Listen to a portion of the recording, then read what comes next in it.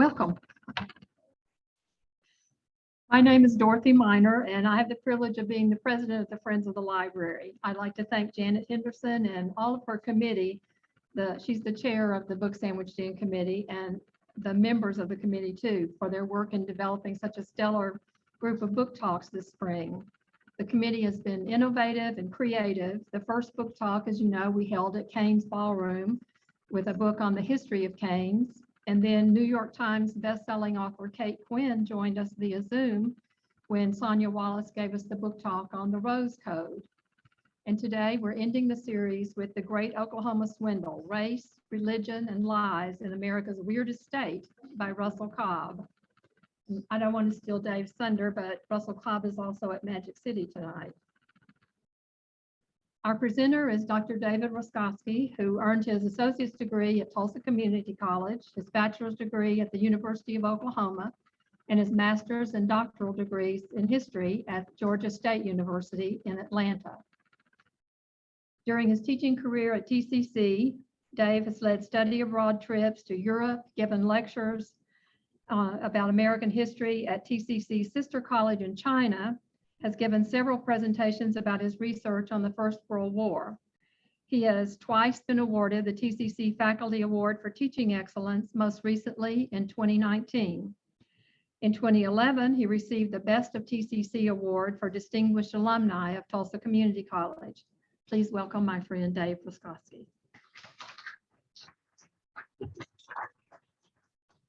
Thank you, Dorothy.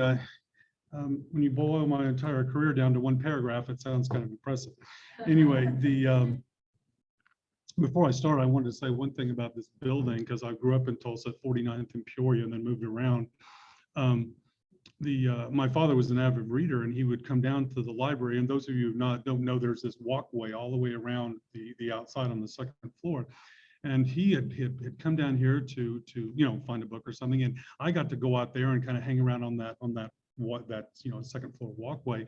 And I guess I kicked some pebbles or something, and it either hit or came very close to hitting some guy who was down below that I was not aware of.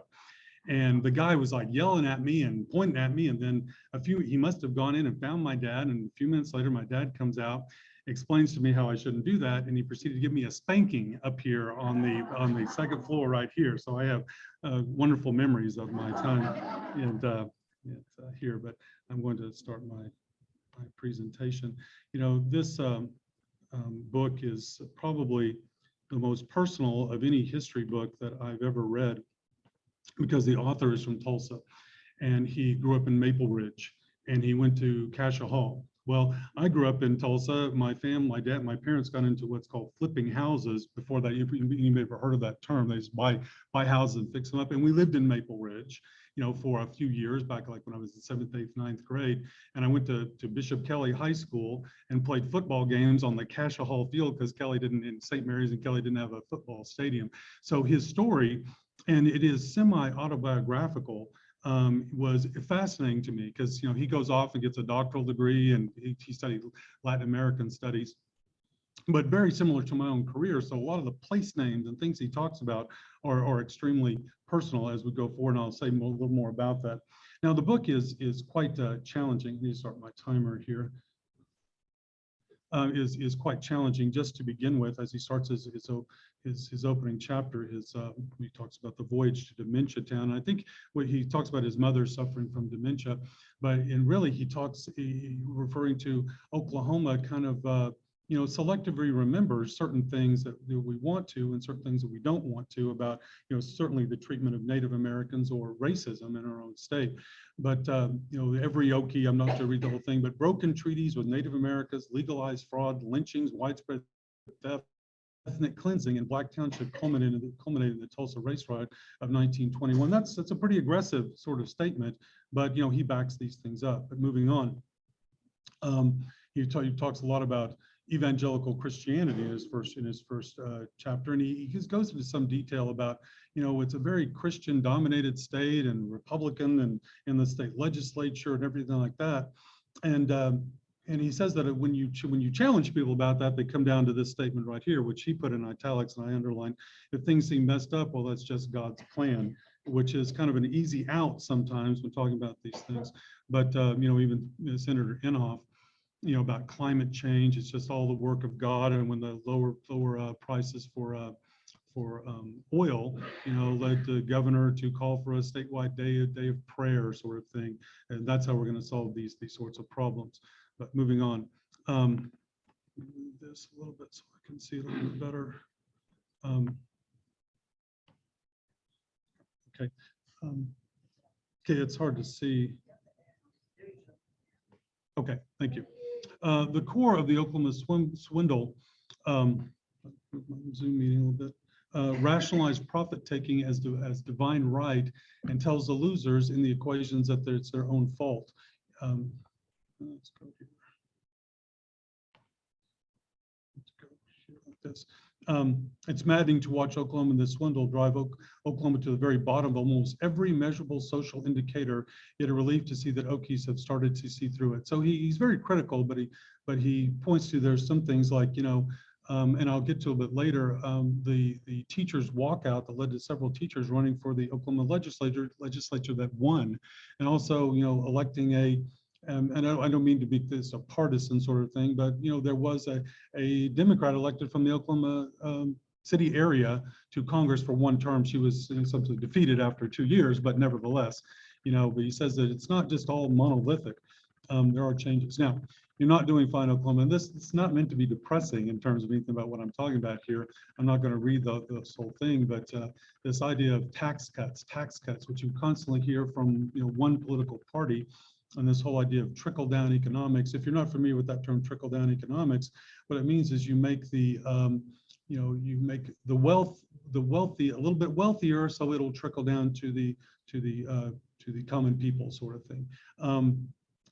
Lots of economists have said that really doesn't work. It works good if you're at the upper end of society. Yes, that works. But I heard one criticism of that say that, that's like if you want a tree to go, you don't water the branches, you water the base, sort of thing.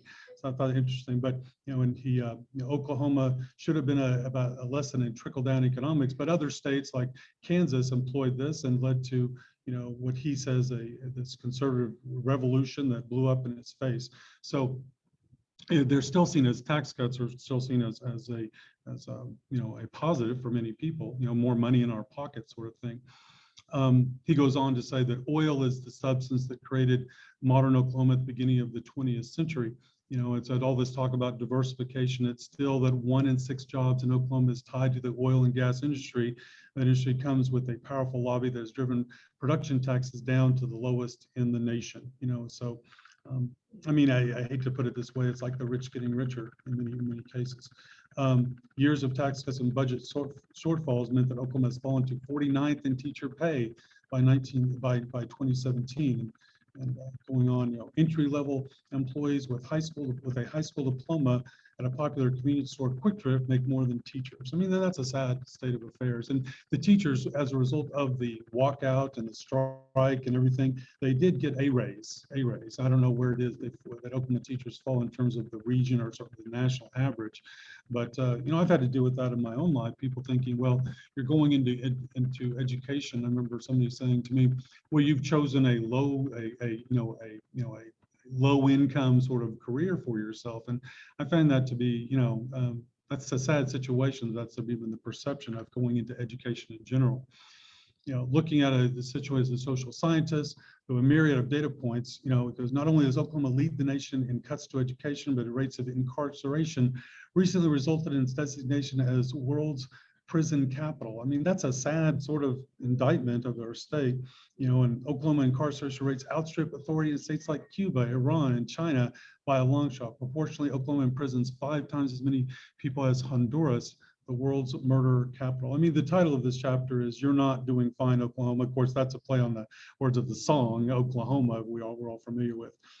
And I found this to be very interesting when he says, with all, I just described a pretty bad situation to, these the teacher situation and the crime rate and all that, but said you can in Tulsa live in what he calls a bubble of affluence. And just to read this, mall parking lots are chock full of Lexuses, Audis, BMWs, many of them driven by teenagers. You could spend your entire life in a bubble of top-notch private schools, elegant neighborhoods, and PGA-rated country clubs and never feel the impact of the petro-Christian hegemony. Let me talk about that word, petro-Christian. He's talking about in the history of Oklahoma, we have these Christian people who believe that it is their divine right, it's almost like manifest destiny, to extract as much oil from the ground as possible, no matter what. And he's coined that term, which I've never heard of before, a petro-Christian. I thought that was very creative. Hegemony over the political structure of the state. Go from your 4,000-foot home to your megachurch to a high school football game in a state-of-the-art stadium, and Oklahoma seems to be working like we're doing just fine, you know, that sort of thing. So it's very interesting, and I found this to be very true, you know, that you can insulate yourself from this sort of situation. Look around here in this beautiful building we're in right here. It doesn't feel like we're, you know, Oklahoma is doing so badly right now. So to us. Now, the road to hell in Indian Territory, many of you probably know this story. I mean, if we know what Oklahoma is, it was originally set aside for Native Americans. And the way I teach my classes is this. There was a realization on the part of the government that you give these hundreds of thousands of acres to a tribe and they're not using it. So what we're going to do, we're going to start, he's going to use the term allotments. You get 160 acres, you get 160 acres, and so on to everyone in the tribe. And then whatever land is left over, we're going to take back. That's how white people get to Oklahoma, as simple as that. We're just going to allot it out this way and then take back the land. My own relatives on my ancestors on my mother's side came to Oklahoma during the 1889 land run. So it's very familiar. One thing he mentions, it's not just the five, and he shies away from the word or the phrase, the five civilized tribes. He doesn't like, I mean, that's a kind of a biased way. He calls them simply the five tribes and not the five civilized tribes, because that kind of adds a dimension on these people that some of them are okay and some of them are not. But I thought that was interesting. He just simply calls them the five tribes. But Oklahoma, there was 39 nations with their own languages, cultures, and governmental institutions were relocated to Oklahoma. And it says, with, you know, and here's the real, you know, kind of the kicker, I guess you'd say, with the promise that the land would be theirs without white encroachment. Well, that was not. That's part of what you would call the Oklahoma Swindle, was that they did not fulfill that. Whites did come to Oklahoma, even though there was promised to be, you know, Native American land.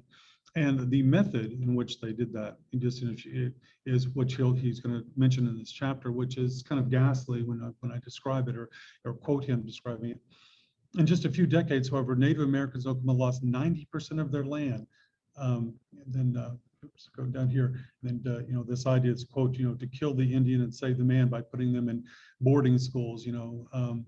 So, you know, I even show pictures in my classes of how these Native Americans live and sent off to these, like the Carlisle Indian schools or some Indian schools here in Oklahoma, where they were punished for you know, speaking their own language. They had their hair cut, forced to wear certain kind of clothing. And it's like their culture is intentionally sort of stamped out. I mean, it's a very sad story. I don't think many of us would feel that way today. What happened to Oklahoma was nothing short of a legalized swindle that played out in the boardrooms and courtrooms, and oil was the catalyst, and he says still is, for what's going on in Oklahoma, oil and wealth. Since the discovery of oil in Oklahoma at the turn of the 20th century, Christian white men have seemed to not only, as their right, believe it's their right, their divine duty to extract and sell as much as possible. And that's what he says the underlying really thing that's going on in this state is this idea of getting as much wealth as possible from oil. Oil men have wedded petro-Christian theology to capitalism and manifest destiny. If you're unfamiliar with the term manifest destiny, that is this idea that, you know, God gave us the divine right to control, you know, your white Americans from coast to coast. And you may say, well, there's Native Americans out there, there's Mexicans out there. It doesn't matter. God has given us this divine right. I tell my students that's a very dangerous way of thinking. You know, if you think that God is on your side, I'm sure the guys that the terrorists that crashed into the World Trade Center thought God was on their side too. I was you know, I don't mean to get off the topic here, but I was reading this book called The Rape of Nanking about how the Japanese treated mainland China. In the introduction to this book, you know, they were, you know, treated the Chinese terribly. You know, the Japanese, they're taking over large chunks of China. And in the introduction of this book, I was a little horrified to say, the Chinese looked, or the Japanese rather, looked upon mainland Asia like the United States looked on the American West. Let's just take it. But there's people out there, we don't care. We are going to take what we want. She mentioned in my introduction that I went to China and gave some lectures at our sister college in a place called Siping, China. And they took me to a museum in a nearby city. And I don't know what the name of the museum was, but I think it was called the We Hate Japan Museum, is what it was called. It was just one display after another of atrocities by the Japanese. And I didn't mean to make light of that, but that's what it felt like. So petro-Christian theology, that's be a term you can take back home with you, petro-Christian theology. Anointed, what, this he meaning God. This one a bit too. Screen, please. Can't see it. Sorry. He anointed white men to seize the land from others, extract it, commodify it, and keep the proceeds for themselves. I mean, that's a pretty bold statement to say about Oklahomans. And the stories here about how they got the land away from Native Americans. Let me see if I can. A little bit so I can use it. Courts appointed guardians for Native American minors, but judges were often buddies with the guardians and assigned them without any regard to the Native American welfare. And under this new regime, the scale of graft only escalated. One guardian could petition the court to become the guardian for dozens of Native American children. Adults could be declared incompetent as well, but children made the easiest victims. I mean, this is just, larceny is what's going on, getting these children to become a guardian or even an adult. And it even mentions, I think, I don't know if I put it there, but you could go in and have something read to someone who didn't even speak English, to have them, because they can't understand it, declare them incompetent, and you take over. I mean, and he names a few names here. I didn't put in some of the names. I'll say it now though. Like somebody like Charles Page, did this kind of thing and become extremely wealthy. Of the 30 million or so acres allotted to Native Americans, only some 3 million would still be in Native hands by 1951. Today, the Cherokee Nation estimates only 2% of the original allotments remain with descendants of the original allottee. I mean, that's a horrifying statistic right there. Before 1907, boomers and Sooners used fake certificates or the threat of violence to take possession of Native American land.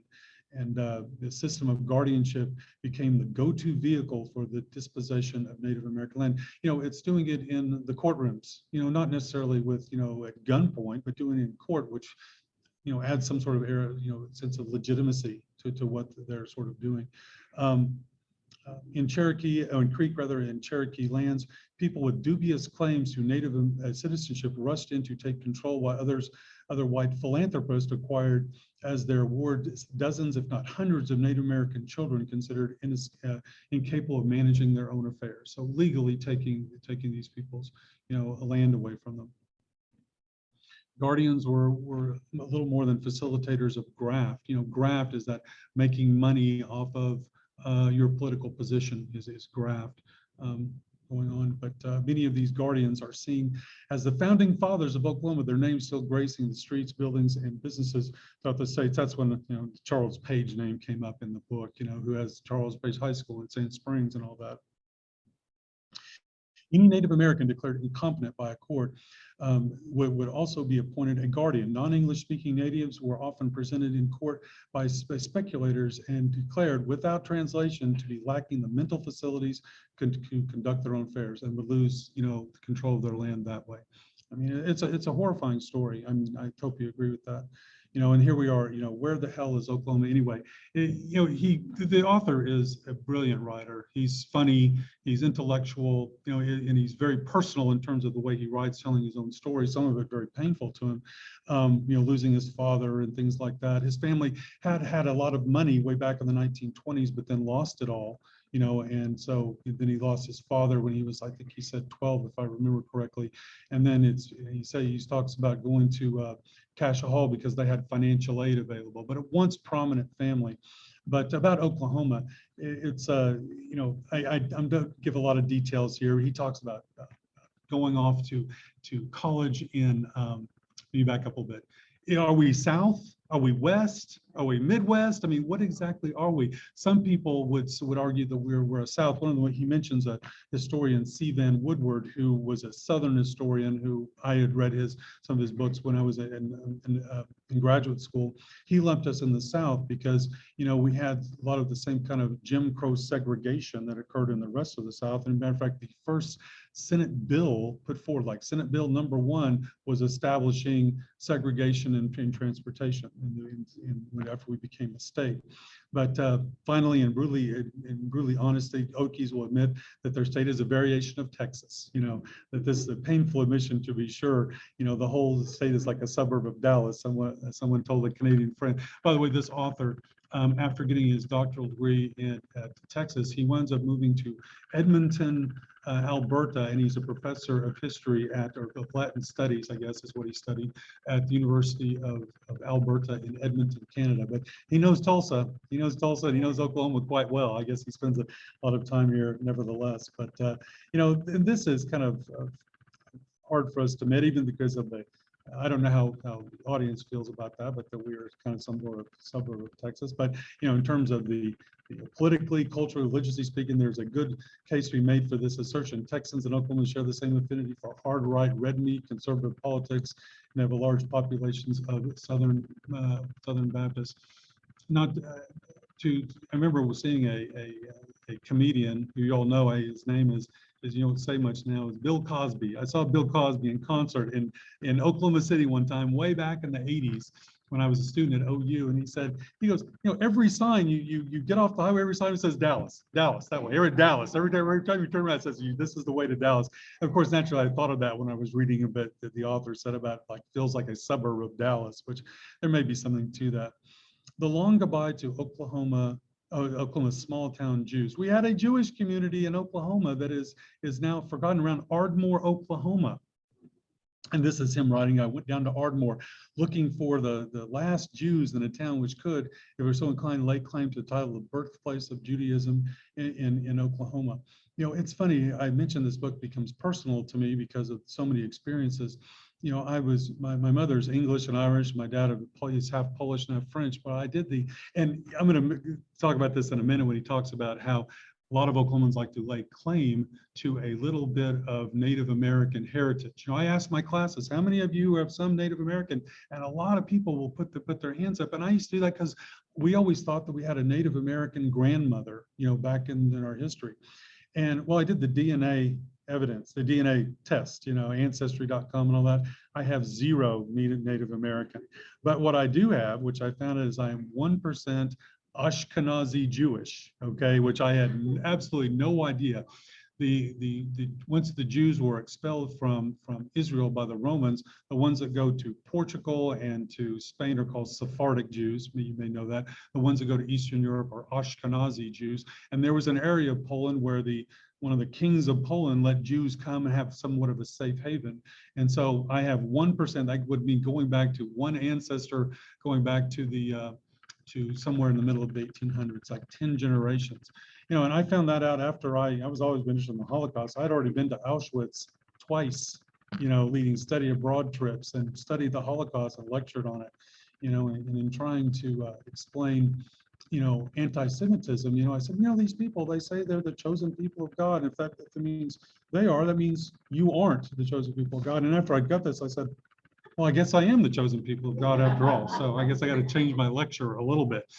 But Ardmore, Oklahoma, even before stated Jewish merchants had established themselves as the most prominent businessmen in the fledgling town near the Texas border. Now he explains that there was this one man, a banker in New York, Jacob Schiff, who was a little worried about so many Eastern European Jews coming into New York and worried about, you know, they're not assimilated. They're a little more with the dress and the acts, or the way they act is so much different. So he invested his own money to reroute Jews from Europe down through Texas. And then they wound up coming to Oklahoma. I knew nothing of this growing up because this kind of faded out in the 1920s, 30s or so. They built a synagogue, I think he mentions in the 1950s, but it with thinking of a bright future, but it fades away. He talks about some anti-Semitic governors and things who say things, and the people just move on. They moved to Tulsa, or moved to other places in the country, but there's this small Jewish community there, but it's distinctly Yiddish flavor. Grew with an ex-fighter pilot from World War I, showed up in the town in the early 1920s. Bill Crone spoke Yiddish growing up in eastern Pennsylvania. He came to Oklahoma for a new adventure, and he talks about how he got involved in the oil business, and whenever there was, he said this phrase, Shalom Aleichem, I think is how you pronounce that, peace be unto you. He shouted when oil sprouted, and somehow it became the name of this entire oil field between Duncan and Armour. And he said this has created so much confusion because people think that Shalom Aleichem is some Native American thing, and it's not. It's Jewish, And there's this temple, that was one of the first ones in Oklahoma or something like that, worship in Oklahoma. First permanent Jewish house of worship in Oklahoma is a historical marker in Ardmore, Oklahoma. The author talks about going down there. He found like 2 people who claim some sort of, descendants of these people. But Shalom Aleichem is it was a sign, but it has absolutely nothing to do with Native Americans. It's about this very short-lived Jewish community in Ardmore, Oklahoma, of all places. So it's so fascinating. But Okies in the Promised Land. This is about African Americans coming here, and these stories that I never heard about. This guy E.P. McCabe, who thought people as freed slaves are moving out of the South, and they want to go to a place where they can be safe. If you're living in the South and you're surrounded by white people and they've got all the rules and regulations, the Jim Crow sorts of segregation, they can go to some sort of new place and have a fresh start. McCabe's plan was to have black settlers gather in Langston.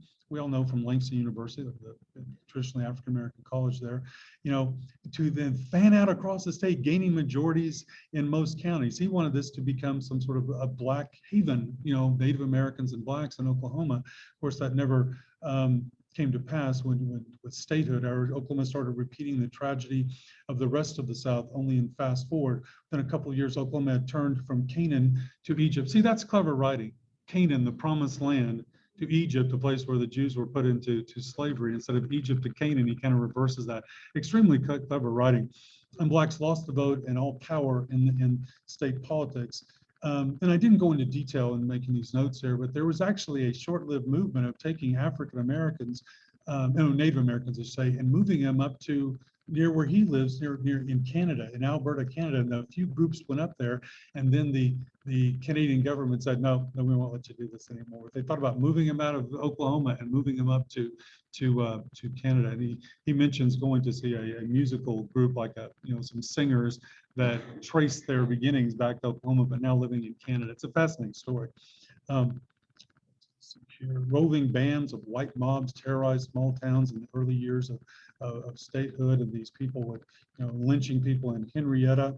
And he talks about how they chased an entire black town to Muskogee and then burned down the buildings where they thought blacks were hiding. A race riot broke out in Okmulgee. In another country, Americans would call this wave of violence ethnic cleansing that happened right here in our state. He's going to go into some details about the Tulsa race riot. I've been teaching about I did it myself, the Tulsa race massacre. They're not riot. I grew up, when I did hear of it, calling it the riot, but he argues that there was a reason for calling it a riot at the time, so insurance companies wouldn't have to pay claims if you were involved in some sort of riot against each other, versus calling it a massacre. And it was kind of a manipulation of the insurance, or of the wealthy again, to not have to pay these claims.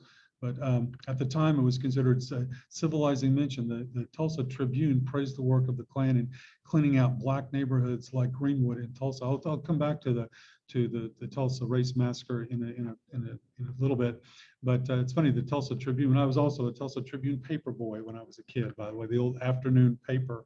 But the white mobs were oh man, I am really. White mobs were egged on by editor of the Daily Oklahoman, Race Stafford, an ardent racist who wanted the new state to be part of the solid South. And here, okay, I've got to go quickly here, but rare is the Oklahoman who does not claim some small fraction of Native American blood, like myself. But it turns out through DNA, found out there is no connection to it. And he points this out. He says, a Native American grandfather, why is it always a woman It's always a woman. I had a grandmother, never a grandfather. It's very interesting. I don't know what psychological thing that does exactly, but it's always a grandmother.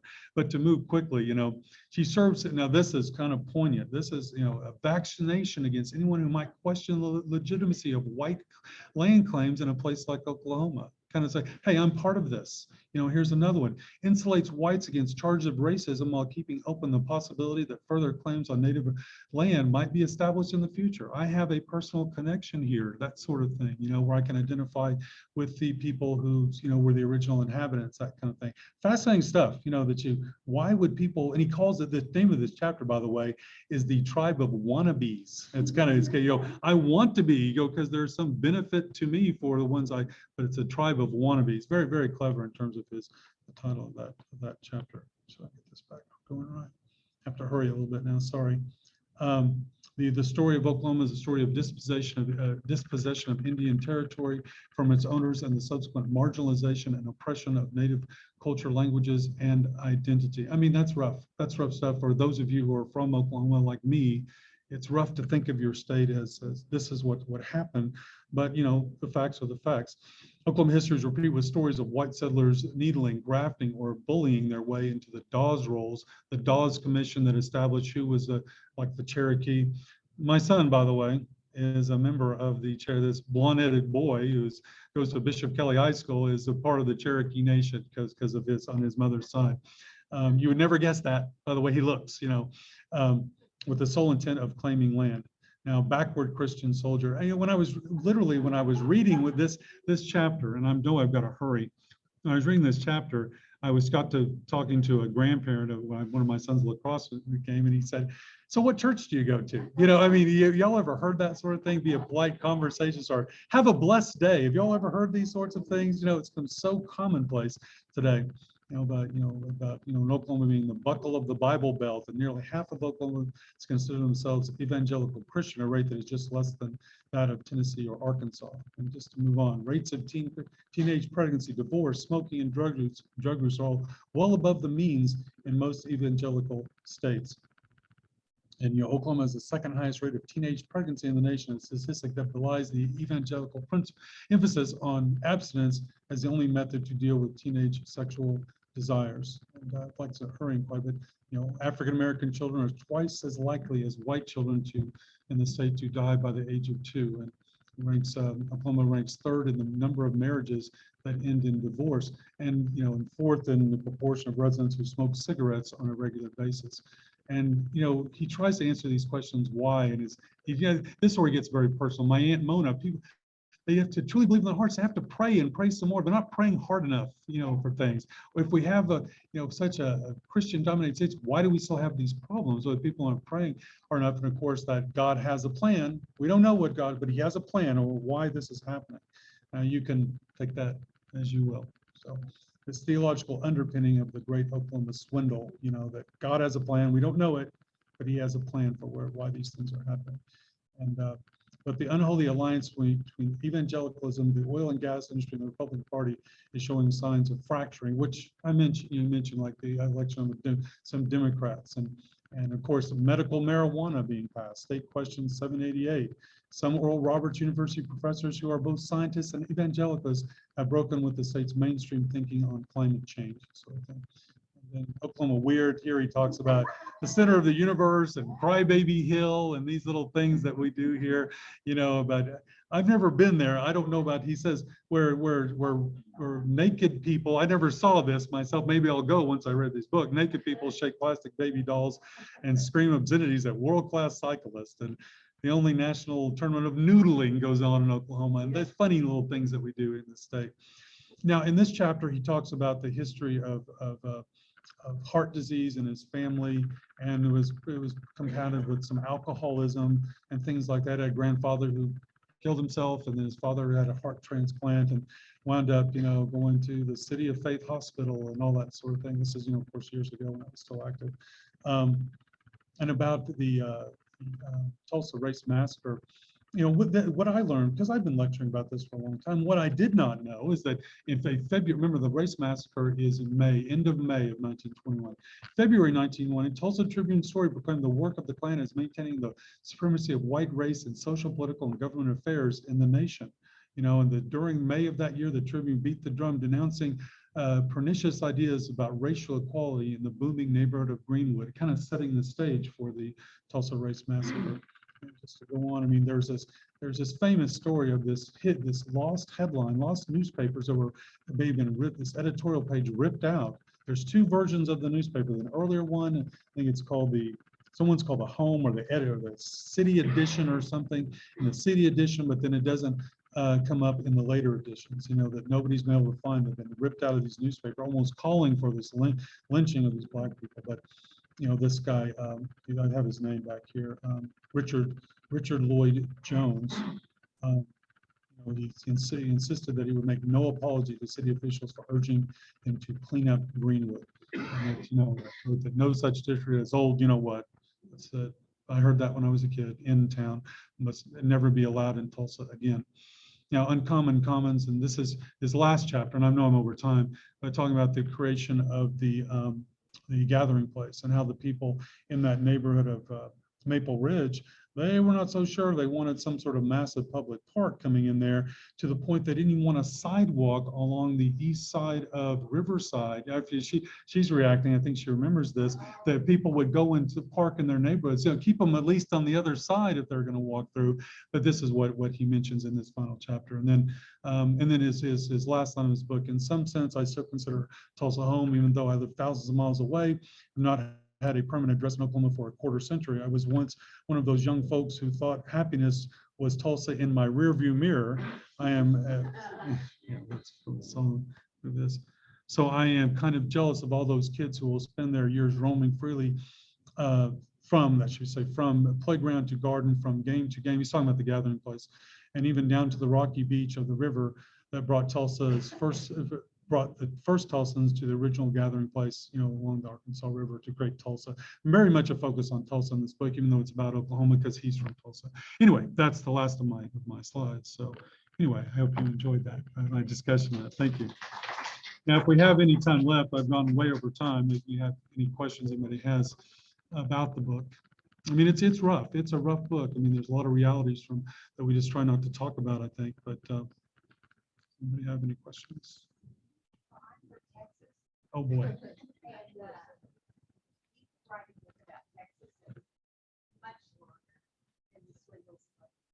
Yeah, let me, for the people on Zoom can't hear you. She was saying that she's from Texas, and you can write a much more swindles that happen in that state from taking that land away from Mexico. I'm sure it begins right there. It's interesting. My dad was born and raised. He's born in Oklahoma City, raised in Tulsa, but he was in the Army in the 1950s at Fort Bliss. And it's funny, yeah, Texans, they really, I mean, she's from Texas. She wants to put, I'm from Texas, proud of their state. My brother and sister moved back when they were like 2 and 1 years old to Tulsa, and I was born here. But my brother, to this day, I'm originally from Texas, that kind of thing. Really, he's born there, lived there 2 years, okay, that kind of thing. But I mean, that's pride for you. That is absolute pride. Dallas Cowboys, all that kind of thing. Thank you for sharing. Anyone else? Go ahead. Sorry. Actually, speaking of Texas, there actually is a recent book out called "Forget the Element," which is equally disparaging of Texas as this book is of Oklahoma. Oh, the gentleman was saying there's a book called "Forget the Alamo" that talks about the same kind of Texas history that you normally don't hear in the classrooms, right? Thank you, ma'am. Yeah. I'm from Maryland, way back, and I came to Tulsa in September. And if I had read this book, I don't think I would have come here. Maryland is so diverse. It's so different in the Baltimore, Washington area. Sure. Well, this book really shocks me. Yeah, it is, and I see why you would say that. I know somebody from Maryland, or who was from the St. Louis area, but taught in Frostburg State in Maryland, way and far. It's funny how they look upon politics in Maryland, because they think they're dominated by Baltimore, and they don't like it. They want to cut off the Western Maryland and join West Virginia. Is the movement there? South, Yeah, yeah, and I'm where it's more diverse. yeah, But yeah. the state of Maryland, I can understand why they would think that way. My son lives across the bay on the eastern shore Right, of right, Maryland, right. and they would just assume their own place. Right. Right. Well, I mean, what I'm saying is all this very dark history of swindling people, a lot of Native Americans out of their land. But even to go to Utica Square, to come down here to the library, you don't see any of that. It looks like it's and it is a nice place to live. I'm not saying it's not, but I mean, I think the author is trying to be truthful about how we got here, that sort of thing. So hopefully you're not going to leave now. They leave the state. Anyway, go ahead. The word disparaging bothers me because it's honest. Yeah, It's an yeah. honest book. Yeah. And the history, I know most of that, Mhm. but it's true. But more disturbing is that of what's true now, like low support for education, Right. high teen pregnancy. Those are things that we're living with all the time that are quite distressing. Yeah, for those who couldn't hear the question, she was saying that this is just the truth of what happened. I mean, it's disparaging, so be it. It's simply what happened. We have to deal with it. I think if I can remember the quote exactly, it's Maya Angelou said that history can be very, very difficult, but if it is dealt with, it doesn't have to be repeated. That's a paraphrase of what she said. It does not have to be lived again, I think is the actual quote. Yeah, it's Dorothy. Oh. I had heard that people who could have qualified for the Dawes roles didn't do so because of the prejudice, but did I hear you say that people wanted to be on the roles? People who wanted to benefit from being Native American, would want to be on the roles. And I can tell you, I mean, just to make this a somewhat personal, my son is going to be going off to college, and we've heard you might get some sort of benefits of being Native American. And his mother, I mean, this is how low the priority is. His mother and him were not on the rolls. They had all the paperwork, and he's 18, and they finally went down and did this. So this has not been a priority until we can reap some benefit from it. Why not? If you can get something like that. Go ahead. My family's Cherokee. I'm one. Yeah. My daughter got money. Right. Yeah, there certainly is. So that's why people would.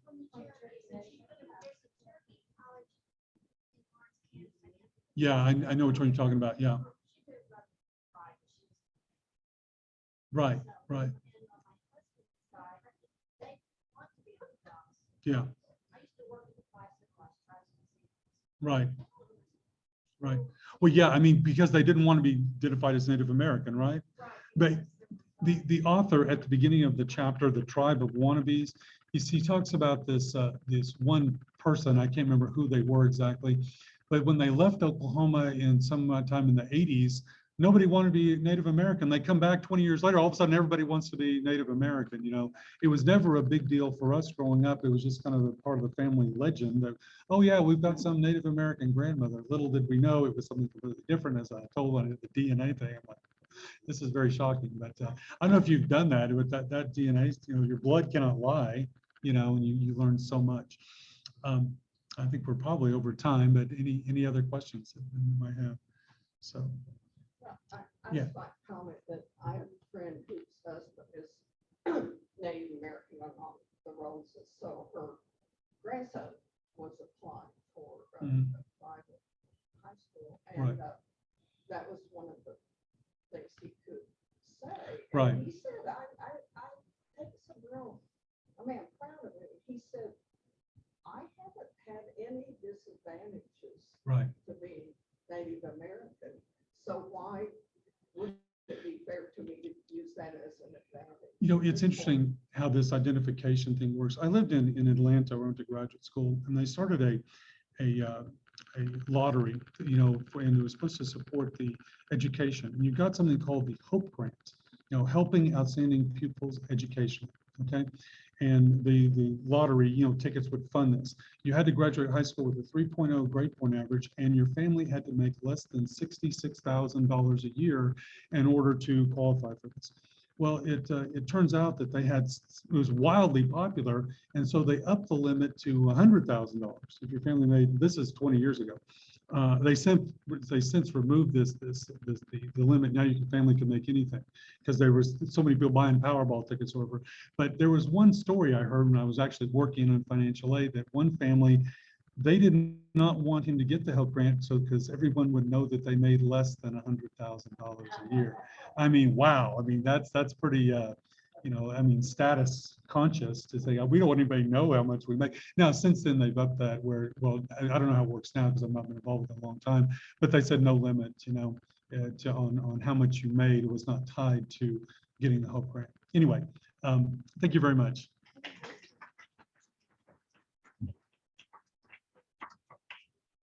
David, thank you so much for your presentation. We really appreciated it. Thank you, one and all, for attending. This is our last session for the spring Book Sandwiched In 2022. We hope to see you all back here in October and November for our fall session. Have a lovely afternoon, and all of those of you on Zoom, thank you so much for listening to our program as well. Have a great afternoon. Good night.